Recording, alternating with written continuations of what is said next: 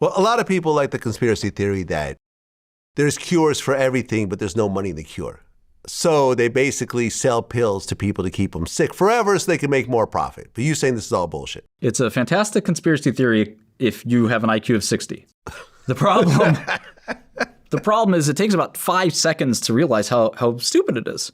First of all, if you know anything about making medicine, you can't like half make a medicine, right? Like you fully make a medicine or you don't. And for example, if you make a cancer drug, you're working hard to make a cancer drug, but you don't want to make it too good.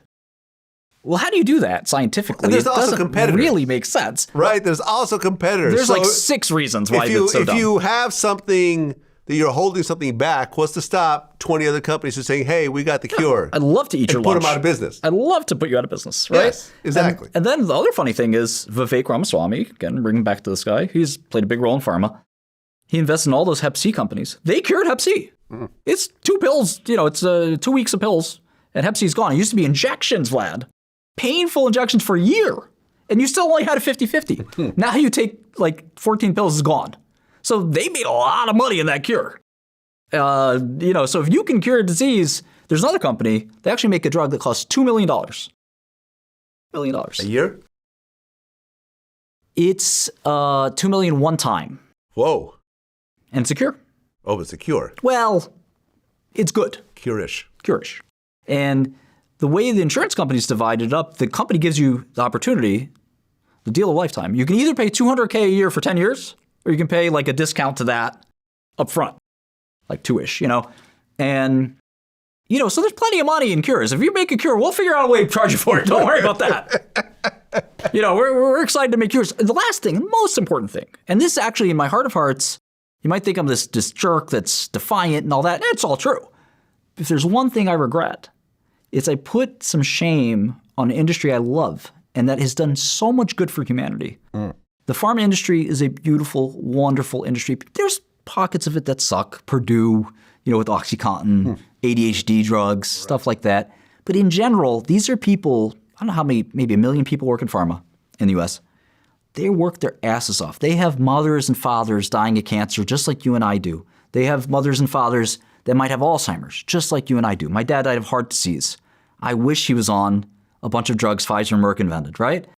These are human beings. We care about our friends and family and loved ones. These kids, the 3 kids I mentioned earlier, dying of pecan disease. I made this drug without knowing them. Then I met them and I said, this is a calling. If I can cure these 3 brothers who I love my brother very much and I don't know what I'd do without him, these 3 kids that could be dying or will die most likely from this terrible illness. What a beautiful thing to do. Forget money. Yeah. That's an amazing, amazing thing. I'd die a happy man if I could have cured that disease. Forget any dollar amount. Well, I think the problem is that, if you're talking about the black community, which is where Vlad TV does a lot of, its work in, there's situations like the Tuskegee, experiments where they're basically taking black people and treating them like guinea pigs and purposely injecting them with diseases just to see what the disease will do on them on purpose. Hitler did it too. Hitler did the same thing. So you have that. So there's a lot of mistrust. Like when COVID vaccine came out, a bunch of my friends were like, we're not taking it. DJ K. Slay, one of my favorites. One of my friends. And one of, I hate talking about this, but I feel like it's important. My last text to K. Slay, because we were friends for a very long time. My brother and I loved his music. 2002. We loved his When music. I first came to New York, me and him started to interact. So you're talking about a 20-year relationship. I hit him up. What's going on? How are you? Yo, I'm good. Just trying to stay out of the way of this COVID shit. Oh, man. And I said, are you vaccinated? He said, no, because I'm waiting until all the variations stop. And I'm looking at this text. All the, remember the variants were a thing back then? It's like, yeah, when all the variants are done, then Omicron, I might take it. Delta. But there's always variants. Variants will continue until the end of time. And I'm looking at the text going, should I say something? But this guy's older than me and he's already made up his mind. So I just didn't say anything. Shortly afterwards, he catches COVID, goes in the hospital for months and dies. Terrible. Had he taken the vaccine, there's a reasonable chance he'd be alive today. Most likely, yeah. I got vaccinated. I got the booster, maybe about 6 months ago. I think I got another booster. It just is what it is. Science really, yes, you could come up with a Dr. Fauci. Oh, he did this and that. But ultimately, it saved millions of lives. I agree.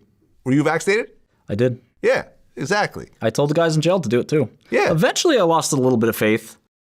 Not because the science of the medicine itself, the vaccine, is very solid. Yeah. The problem with this world is that epidemiology is this weird meta-science where vaccines only work if everyone buys in, right?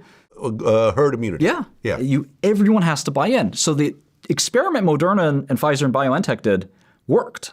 In fact, it worked so well, I couldn't believe it. Yeah. Vaccines don't work that well. Yeah. It was like, I read the New England Journal every issue since I was 17. Wow. Okay. Without fail. And JAMA and Lancet. So this is how I learned medicine. A lot of doctors say, where'd you come with doctors? I read the medical journals, man. And every time I found a word I didn't know, I looked it up, and sooner or later you know everything. And these experiments are so well done, they're so great, but there's a problem. Unless everyone takes this vaccine, it's not going to work. And are they durable immune responses? Will they actually persist for years and years and years? Yeah. Which a lot of vaccines don't, as you know. So it wasn't a perfect solution.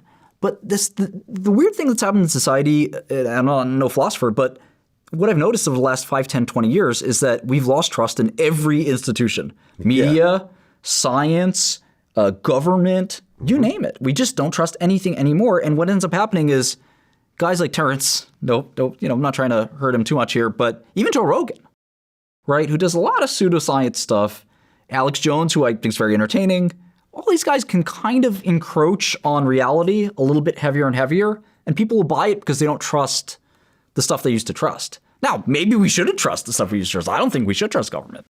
But I don't think stuff like science has changed all that much, and it's disappointing to see all that. Yeah, I agree. Because without modern science, the life expectancy would be like 35 years.